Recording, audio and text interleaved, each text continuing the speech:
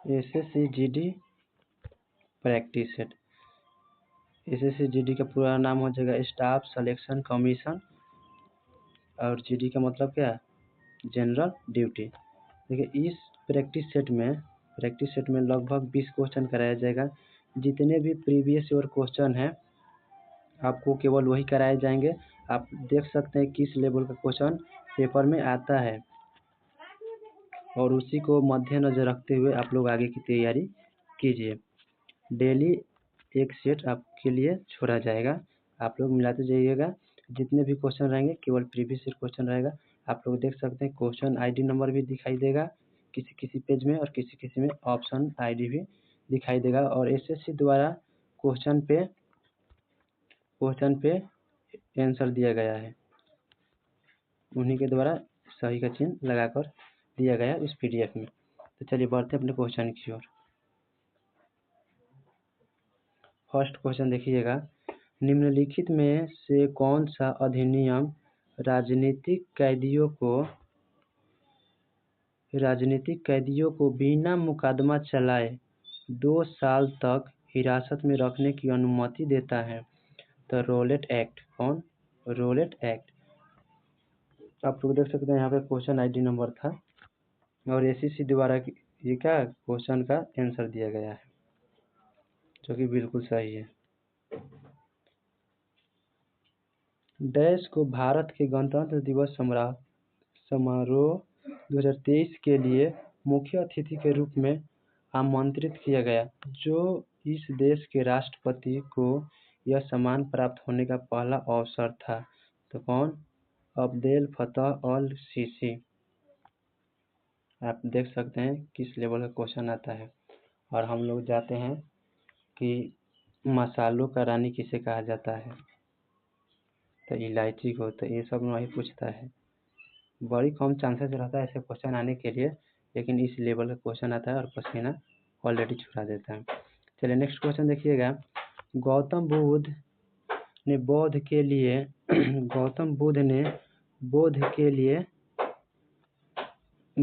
के लिए अपना रास्ता खोजने का फैसला किया और बिहार के बोध गया में डैश के पेड़ के नीचे कई दिनों तक ध्यान किया। तो कौन सा पेड़ था? पीपल का। इनके नीचे उन्होंने क्या किया? ध्यान दिया था।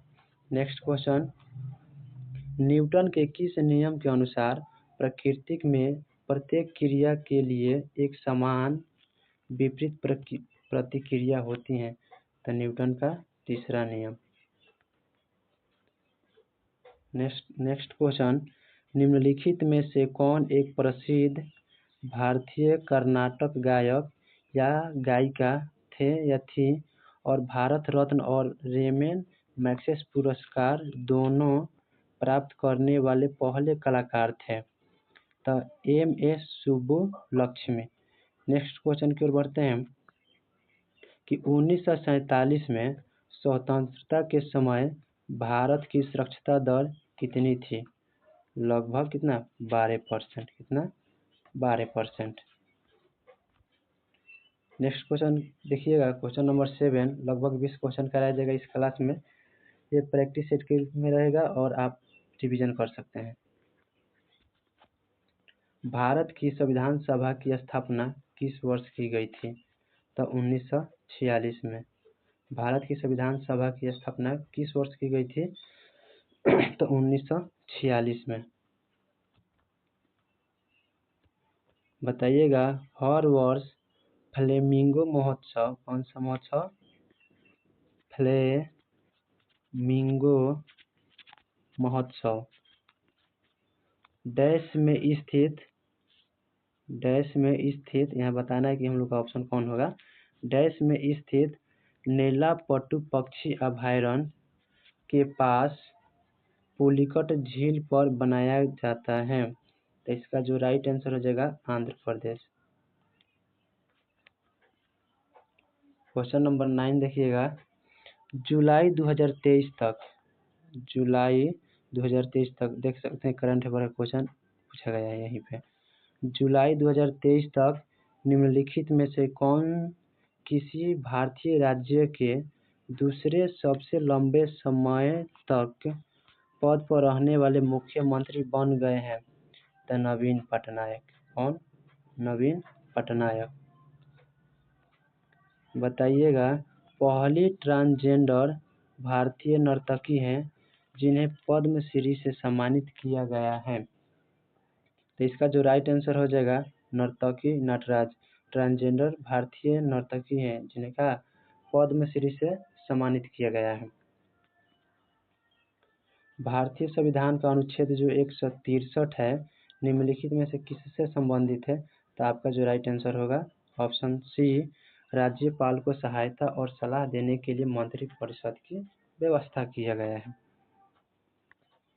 नेक्स्ट क्वेश्चन देखिए, विंबलडन ट्रॉफी का संबंध निम्नलिखित में से किस खेल से है? तो लॉन टेनिस से। ऑप्शन बी, भारत की छठी आर्थिक जनगणना निम्नलिखित में से किस वर्ष में आयोजित की गई थी? तो 2013 में। किस वर्ष? तो 2013 में। नेक्स्ट क्वेश्चन देखिए, और लगभग 7 क्वेश्चन होगा या 6। टेबल टेनिस में एक सर्व जो नेट से टकराता है लेकिन फिर भी आगे निकल जाता है और प्रतिद्वंदी के सर्विस क्षेत्र में गिरता है, वह क्या कहलाता है? तो लेट कहलाता है। क्या कहलाता है? लेट।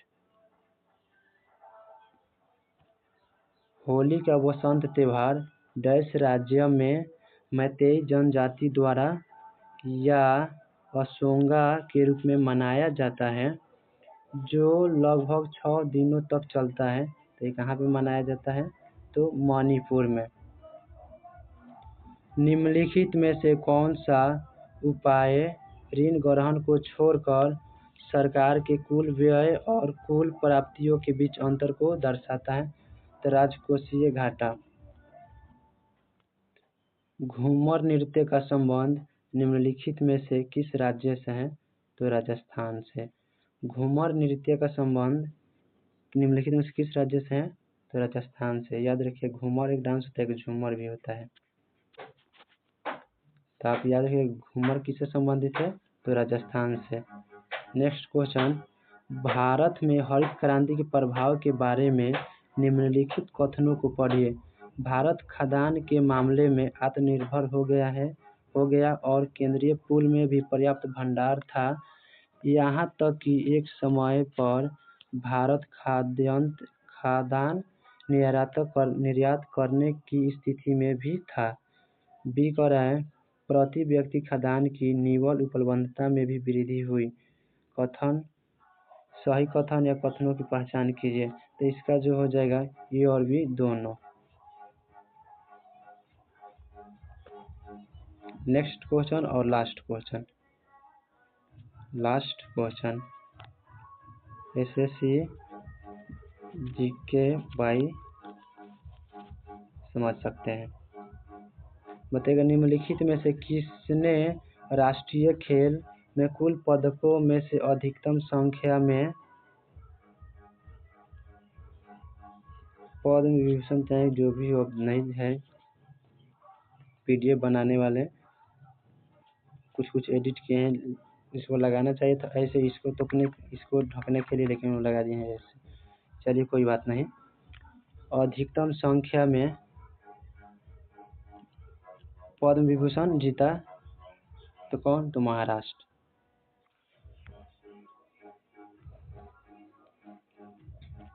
नेक्स्ट क्लास इसके आगे का रहेगा। ये 2024 में जो एग्जाम हुआ है 24 में, उसी का प्रीवियस ईयर क्वेश्चन है। 2025 का भी कोशिश करेंगे किसी तरह का। 25 का सही है, देखते हैं, कोशिश करेंगे उससे रिलेटेड कुछ क्वेश्चन कराएं आपके लिए। चलिए ठीक है, मिलते हैं फिर नेक्स्ट वीडियो में।